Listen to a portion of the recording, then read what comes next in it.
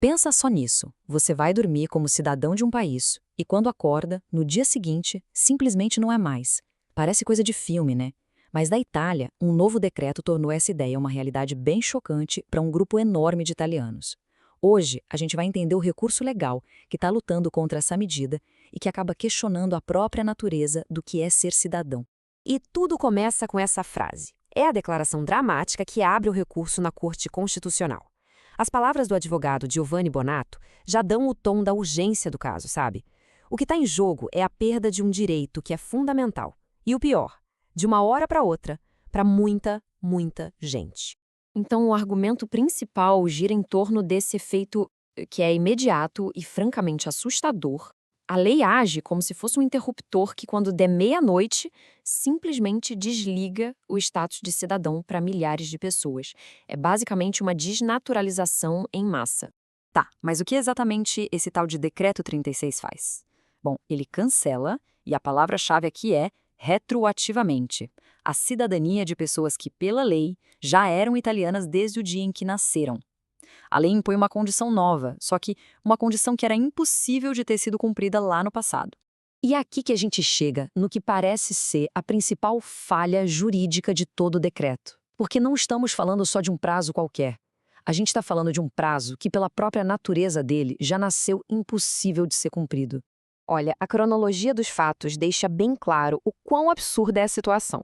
Durante anos, desde 1992, uma lei garantiu o direito dessas pessoas. Aí, em 2025, vem essa nova lei. O problema, ela bota um prazo final para 27 de março de 2025, uma data que já tinha passado. É uma armadilha jurídica, né? Uma exigência que volta no tempo e que ninguém tem como cumprir. O ponto crucial aqui é que isso viola princípios básicos do direito. As pessoas confiaram por décadas num sistema jurídico que parecia estável, coerente. Elas tinham o que se chama de legítima expectativa de que seus direitos, que já existiam, seriam respeitados. Essa lei nova simplesmente quebra essa confiança.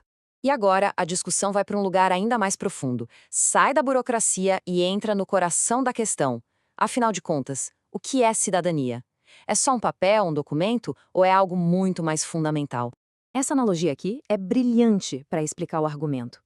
O advogado compara o status de cidadão, o status civitatis, com o de ser filho de alguém, o status filiationis. Pensa bem. Assim como alguém é filho dos pais desde o momento em que nasce, tendo ou não a certidão de nascimento na mão, a cidadania por descendência também é um status que já existe. O reconhecimento formal, o documento, só vem para oficializar um fato que já é real. Então, o argumento é que essas pessoas não são cidadãs só no papel. Elas têm o que se pode chamar de cidadania substancial. Elas têm laços de verdade com a Itália: família, cultura, afeto. Nesse contexto, a falta de um passaporte é vista como uma formalidade, uma questão burocrática, que não deveria ter o poder de anular um direito tão fundamental que elas já possuem. Certo. E se a gente abrir o foco? Como essa lei italiana se compara com o que acontece no resto da Europa? Será que a Itália está seguindo uma tendência ou está, na verdade, se isolando com essa medida? Essa comparação com outros países europeus é muito reveladora. Países como Alemanha, Espanha, Bélgica, eles também criaram limites para a cidadania por descendência. Só que eles fizeram isso de forma gradual. Criaram regras que valem daqui para frente, deram períodos de transição, protegeram os direitos de quem já os tinha. A abordagem da Itália com esse prazo retroativo e sem nenhuma garantia, bom, fica claro que é uma exceção bem dura. E a conclusão que se tira disso é que a Itália está se distanciando de valores jurídicos que são compartilhados em toda a Europa. A proteção dos direitos adquiridos, a certeza de que a lei não vai mudar o passado, isso são pilares do Estado de Direito europeu, e essa medida parece ir totalmente na contramão. E aí a gente chega na parte final, e talvez a mais impactante do argumento todo, as consequências que esse precedente pode ter. Não só para o grupo que está sendo afetado agora, mas, potencialmente, para todos os cidadãos italianos. O recurso levanta essa pergunta que é, no mínimo, assustadora.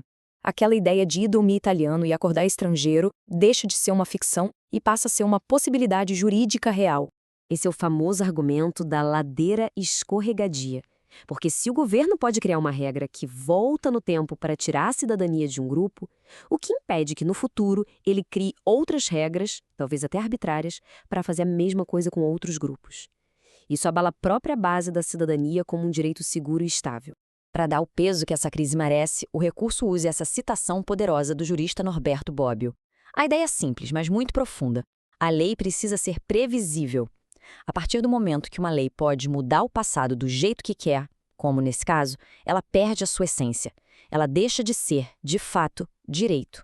E a gente termina com essa reflexão, porque esse caso vai muito além de um grupo específico de descendentes de italianos.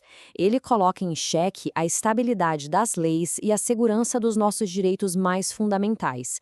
É uma pergunta que a Corte Constitucional Italiana vai ter que responder e a decisão deles, sem dúvida, vai ter implicações muito, muito profundas.